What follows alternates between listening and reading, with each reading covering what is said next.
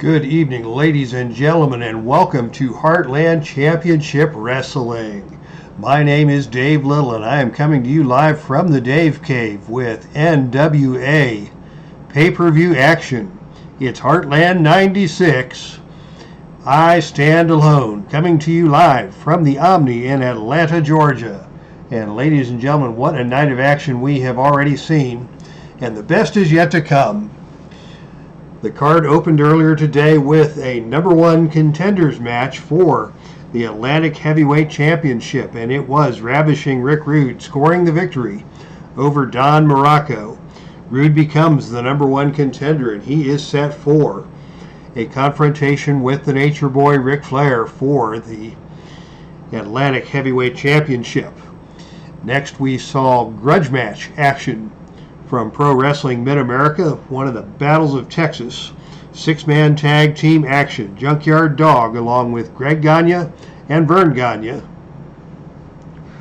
took on the team of the Great Kabuki, the Great Muta, and Al Perez, accompanied by Gary Hart. And after a long battle, it was Greg Gagne who won that match for his team with the Gagne Sleeper, putting the lights out on the Great Kabuki to end that match. Vern Gagne took a face full of green mist from the Great Muta in that match, and he was incapacitated for most of the match, but his son Greg and his good friend the Junkyard Dog picked up the slack, and the good guys came away with the win. Our last match was another grudge match from the Atlantic Wrestling Federation, where Heenan family representative Big John Studd scored a stunning victory over Sting. After Bobby the Brain Heenan was incapacitated, Big John Studd took the measure of Sting with a series of headbutts, forced Sting to submit to the giant backbreaker, and then Studd's tag team partner Ken Patera arrived at ringside, teaming with Big John Studd to put the boots and the elbows to Sting, knocking him out cold, and they put him into a body bag and left him laying. And the fans here in Atlanta are still stunned as we prepare for our first championship match of the night. This will be for the Atlantic Tag Team Championship, and your champions are the incredible Road Warriors, Animal and Hawk. But they have a tough test tonight as they defend their titles against the team of Arn Anderson and Tully Blanchard. And as we prepare to get started, I will say hello to folks in the chat room. Philip Reynolds is here. Tribe Fan is here. Good evening, gentlemen, and welcome to ringside as the Road Warriors are set to defend their titles against the Horseman team of Arn and Tully, with J.J. Dillon at ringside representing the Horsemen. So on our opening roll, we determined that Animal and Arn Anderson will start things off for their respective teams. And the opening initiative roll goes to Arn Anderson. So Anderson gets the initiative coming out, and he is going to go for an elbow smash. That is going to require a choice roll. And for those of you new to wrestling action, this is Filsinger Games, Legends of Wrestling, brought to you by Tom Filsinger. And let's see, Arn Anderson is going to need a agility roll to hit this move. And on a roll of 7, he hits it. He needed 8 or lower. And that is going to put Animal backpedaling. Anderson in control. And he goes to the eye rake with the bootlaces. That is nasty. Animal doesn't like that. He gets up and grabs Arn Anderson into a front face lock. Anderson fires right back, and he is going to try to whip Animal into the turnbuckle. Animal drops that, and Double A tries another elbow smash. Animal powers out of this one on a roll of 12, and it is Animal who comes back with a jumping elbow drop, and he smashes hard down across Arn Anderson. Anderson not very happy about that. Slow to get to his feet as Animal now is in control. Animal is just going to grab Arn Anderson by the neck with a blatant chokehold. Anderson gets up, takes Animal down with a single leg takedown, and drops the knee on him.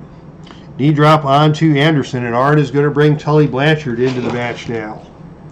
Back and forth went Anderson and the Animal. No clear winner. But Blanchard is going to come in control, and he immediately nails Animal with a big clothesline. Animal staggers back. Can he make the tag? No. Tully Blanchard is in control. Blanchard now is going to go for that slingshot suplex. He gets him over. Count of 1. Count of 2.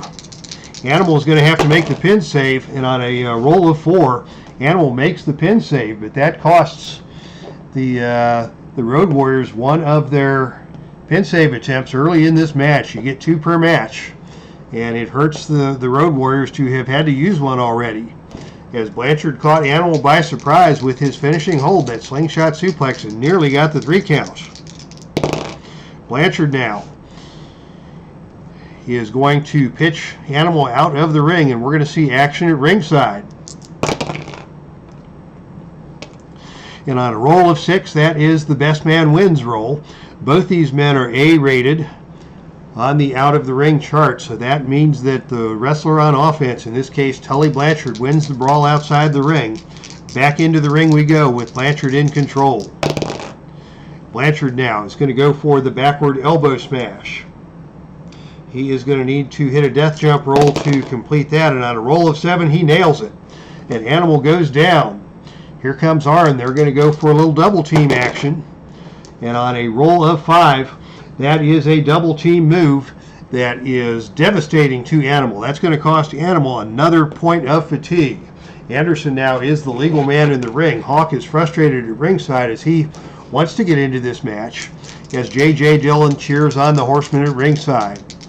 The Horsemen have this match going at their pace, and they have Animal in trouble as they have isolated him in enemy territory. Anderson, what's he going to do? He's going to pitch Animal out of the ring once again. And on a roll of 8, Animal is forced to crawl back into the ring to beat the 10 count. Road Warriors off to a slow start in this match, and Animal in particular has been isolated. He's already picked up a couple of fatigue tokens. And he is in trouble here at the hands of Arn Anderson, as Rob is in the chat room, and Sports Time Machine is also here. Welcome, guys. Anderson is going to go for the Enforcer Bomb. He's going to need a death jump roll to hit that one, and on a roll of 5, let's see, Animal is a C-rated on the death jump, so on a roll of 5, that move connects. Arn Anderson drops Animal with the Enforcer Bomb, and that's going to set up another double team opportunity for the Horsemen. Here comes Tully. The roll is a 6, and they hit Animal with a bone-crunching double clothesline, keeping the Horsemen in control on level 3 offense. The teamwork of the Horsemen has been the dominant feature of this match so far, as Animal is isolated in the ring and he is taking a pounding. What's Blanchard going to do now? He's going to pitch Animal back out of the ring once again. And on a roll of 7, that is the best man win roll. And Tully Blanchard once again takes over on offense on level 3. Blanchard now is going to go for that backward elbow smash again. And on a roll of 4, he missed that one. He missed it. On a roll of 4, Animal dodges the backward elbow smash, and it is Animal who has the opportunity to take over now.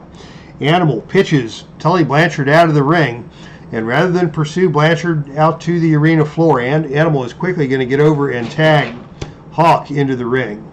So we see Road Warrior Hawk in the ring for the first time, squaring off against Anderson. Against Blanchard as Blanchard crawls back into the ring. And here is Al Red Sox in the chat room. It is a big title match here, as Blanchard is in control against Hawk. Blanchard goes to the armbar, and Hawk is immediately just going to turn and whip Blanchard into the ropes. Blanchard comes off the ropes, and on a roll of 8, it is Hawk who hits the running back elbow to put Blanchard down to the mat. Hawk now trying to pick up the pace of this match, and Hawk brings Animal into the ring, and they nail Tully Blanchard with a double clothesline. Blanchard tumbles down to the mat hard, and that's going to cost him a point of fatigue as Animal is quickly back into the match, in control on level 2 offense, and it's another blatant chokehold from the Animal. Referee puts the count on. Blanchard staggers to his feet.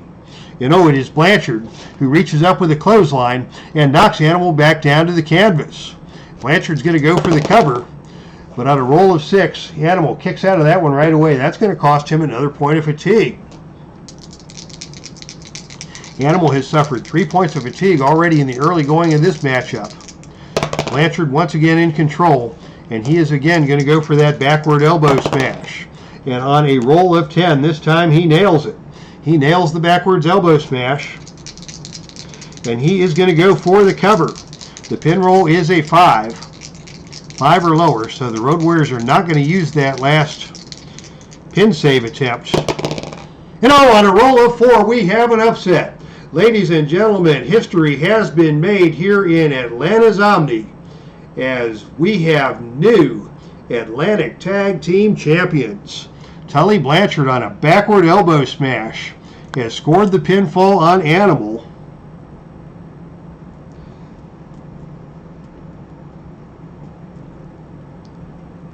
And on that backward elbow smash off the ropes, Animal is down, and he suffers the 1-2-3 count. Your winners and the new Atlantic Tag Team Champions, the Horseman team of Arn Anderson and Tully Blanchard. James J. Dillon is in the ring celebrating as Hawk consoles his partner. Animal did not have his best performance here tonight as the Horseman double teamed him all night long. He got into the ring for a double team of his own, but that strategy didn't work out. And Animal and Hawk have lost the Atlantic Tag Team Championship to the team of Arn Anderson and Tully Blanchard in our first contest. So congratulations to the Horsemen. They are your new Atlantic Tag Team Champions. All right, that's our first match. Hello, Salvador, America. Hello, Thomas Morgan. And Sports Time Machine says, dang, thought Animal was tagged back in early. Yes, he was tagged in early, but Hawk brought him in to nail that double clothesline on Blanchard. Blanchard recovered quickly and took advantage of the weakened Animal and scored the pinfall victory. Maybe we should have gone for the pin save, but I typically don't use my last pin save until the pin count is 6 or higher.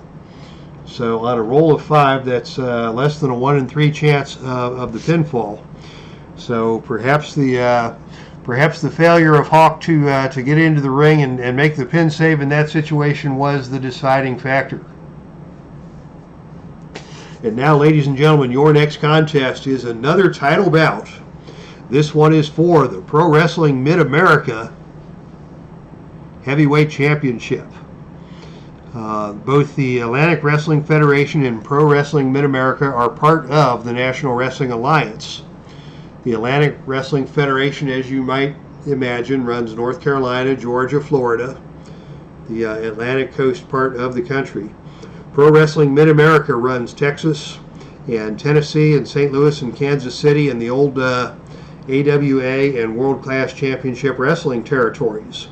Jimmy SNUKA is your PWMA heavyweight champion, and he has been a dominant champion indeed. And the number 1 contender is now Ted DiBiase, and DiBiase comes to the ring to take his opportunity at the PWMA heavyweight championship.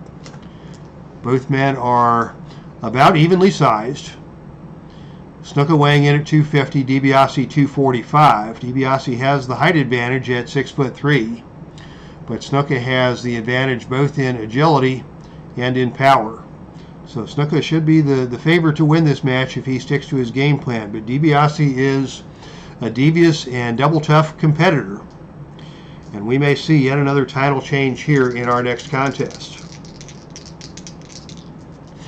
This is the new Ted DiBiase card from the color upgrade set. He's dressed in the $1 million tuxedo, but regularly wrestling in Mid-South in Pro Wrestling Mid-America, we use the black glove Ted DiBiase from his Mid-America days. He does use the Cobra Clutch as his finisher, but he does not bring Virgil to the ring, and he does not do any of the $1 million antics that punctuated his later career.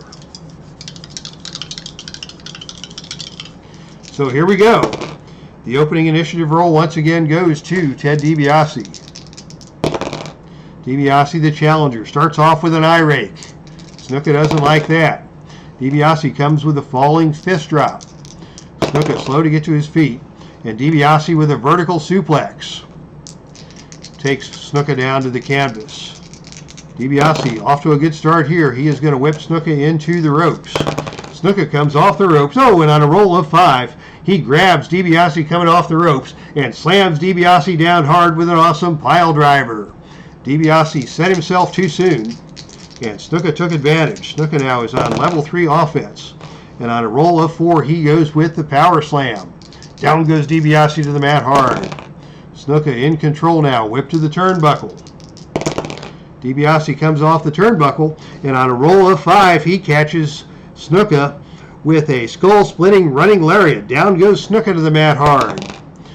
He stays down, and DiBiase is going to take advantage. DiBiase now goes for a second rope double axe handle. That is a choice chart roll. He is going to need a roll of 8 or lower to hit this move, and on a roll of 9, SNUKA gets out of the way. SNUKA dodges that move, and it is SNUKA who comes back with a vicious chop. Oh, those hard chops of Jimmy SNUKA across the chest of DiBiase. The fans come to their feet as SNUKA scores with another chop. SNUKA is chopping down DiBiase. He chops him again, and DiBiase is backpedaling. DiBiase now in the corner as SNUKA moves in and catches DiBiase coming out and slams him down again with another pile driver. Oh, SNUKA is on fire now, and the crowd here in Atlanta is loving it. SNUKA still in control. Another vicious chop. And DiBiase is stunned. He is staggering backwards, holding his chest. It's like his rib cage is about to cave in under the weight of these chops by SNUKA. And now SNUKA with a headbutt. SNUKA with a headbutt, staggering DiBiase. Another headbutt staggers DiBiase, and SNUKA is on the offensive. SNUKA now goes to whip DiBiase into the ropes. SNUKA leapfrogs him, and he turns and nails DiBiase with a two-hand chop across the chest. DiBiase is down once again, and SNUKA has all the momentum. SNUKA now with another pile driver, and down goes DiBiase. DiBiase is down, and he stays down. And SNUKA is going to go to the top rope. He goes to the top rope. He is going to try the Superfly Leap. It's a little premature, but he has got the momentum. On a roll of 11 or 12, SNUKA misses the move. But on a roll of 2, he nails it. That is a +3 finisher, so the pin roll is going to be an 8. Count of 1. Count of 2. Oh, and DiBiase kicks out at 2.5. I thought SNUKA might have been going to that Superfly Leap a little bit prematurely. DiBiase was able to get that left shoulder up, but SNUKA is still firmly in control of this match, and he's going to go for it again. Another 6 means another Superfly Leap is coming, and on a roll of 5, he nails it again. The pin roll now is 8. Count of 1. Count of 2. 3! Ladies and gentlemen, your winner and still Pro Wrestling Mid-America Heavyweight Champion, the Superfly, Jimmy SNUKA. All right, lots of cheers in the Atlanta Omni here, and lots of cheers in the chat room. Ricky Steamboat is laughing and saying that jabroni can't chop. And Salvatore America, not sure which is harder, SNUKA's chops or his headbutts. And you're right about that, because he just beat the tar out of Ted DiBiase in this title defense. There was no doubt who was going to be the winner in that action. So congratulations to your reigning and defending Pro Wrestling Mid-America Heavyweight Champion, Jimmy the Superfly SNUKA. All right, fans, it is time now for your main event of the evening. This match is for the NWA World Heavyweight Championship. Your heavyweight champion is the Macho Man, Randy Savage, and he has held this title for nearly a year. His challenger, representing the Four Horsemen, it's Barry Windham. Barry Windham earned this match by winning the Buckeye Bowl on New Year's Day. That is the Heartland Championship Wrestling equivalent of the Royal Rumble. Wyndham came in at number 27, I believe, and he put Chris Jericho out of the Rumble to win it and earn the title match against the Macho Man here this evening. And it looks like Ric Flair and James J. Dillon have come to ringside. Flair and Wyndham have had some tensions over the past few weeks, as Wyndham actually eliminated Flair from the Buckeye Bowl. Wyndham claims that was all in the spirit of competition, and Flair took him at his word, but the tensions have been high between these two. But Flair has come to ringside tonight to support his fellow horseman, and he has got James J. Dillon alongside. As Savage glares out at the ring at Flair and Dillon, but he is not going to back down from any numbers game. Macho Man is just crazy enough to take this challenge head on as he defends the NWA World Heavyweight Championship here in Atlanta tonight. And we are ready to get started. Thomas Morgan, Macho Man Savage is my LWF World Heavyweight Champion. Yes, indeed, he has got a fabulous card. He's also got the flying elbow smash, and on Savage's card, he does not miss. So if he goes to the top rope, it's a sure bet that he's going to connect, and that move has helped him hold on to the NWA World Championship for nearly a year here in Heartland Championship Wrestling.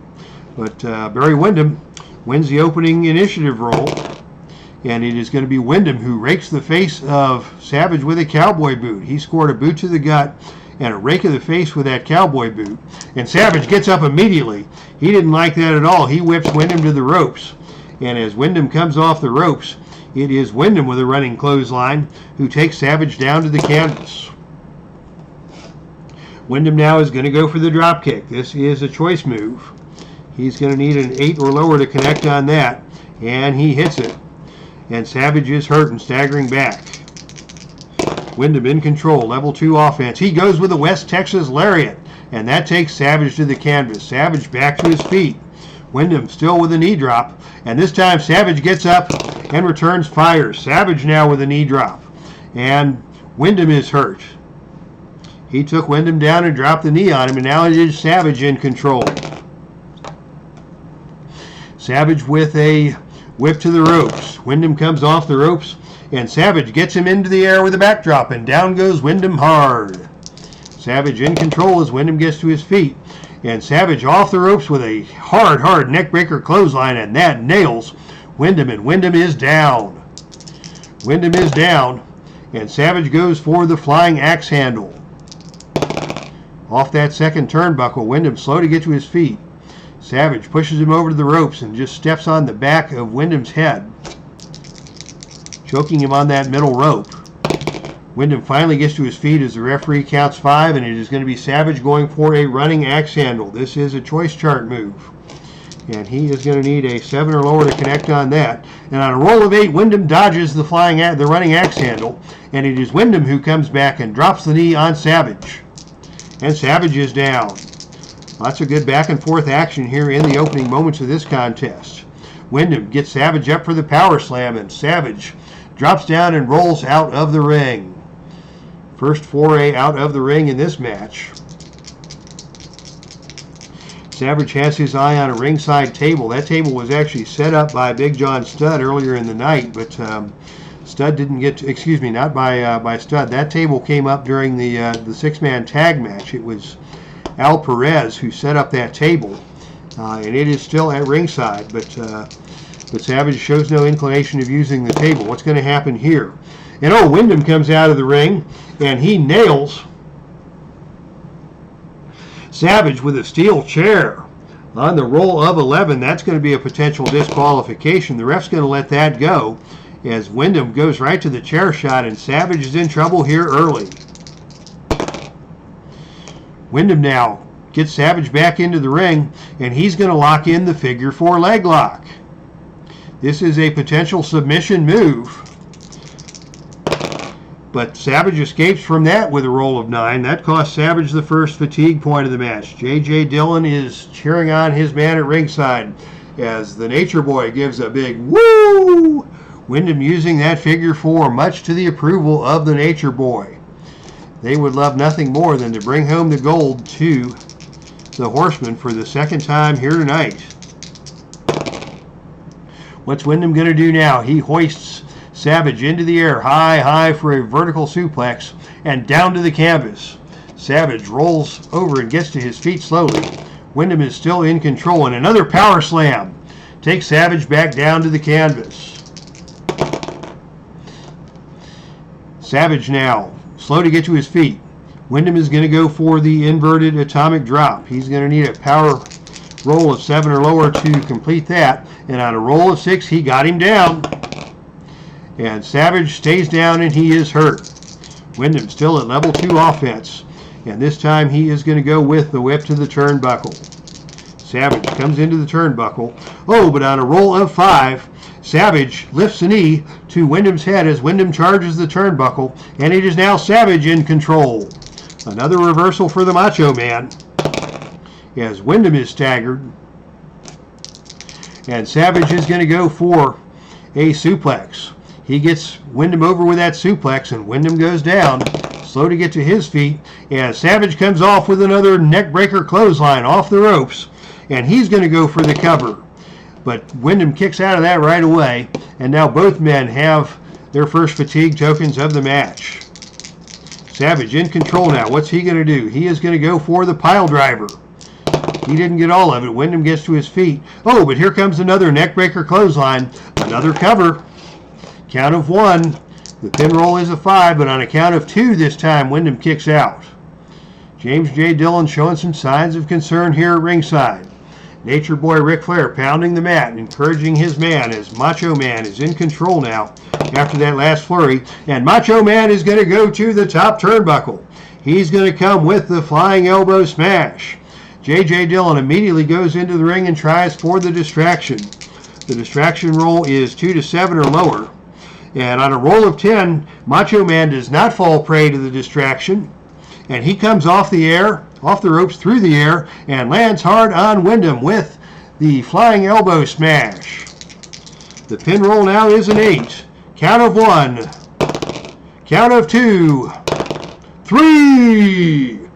Ladies and gentlemen, your winner and still NWA World Heavyweight Champion.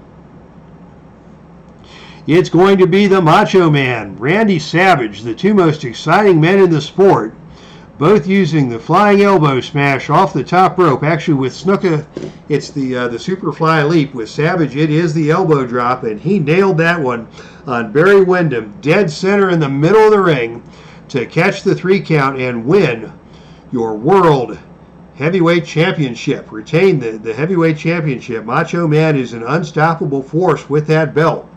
As he celebrates in the ring, J.J. Dillon lamenting the loss. And there's going to be an exchange between Windham and Flair now. There's been some tension between these two already. Windham has lost the match. Let's see what's going to happen. On a roll of 1, there is no tension whatsoever. I usually roll that 6-sided die, and 1 is the least aggressive, 6 is the most aggressive. So it is Flair consoling Windham at the lost opportunity for the Horsemen to bring home the NWA World Heavyweight Championship. So the tension is eased in the Horsemen as they are united on the common goal of winning that title. And it is a disappointing ending for the Horsemen.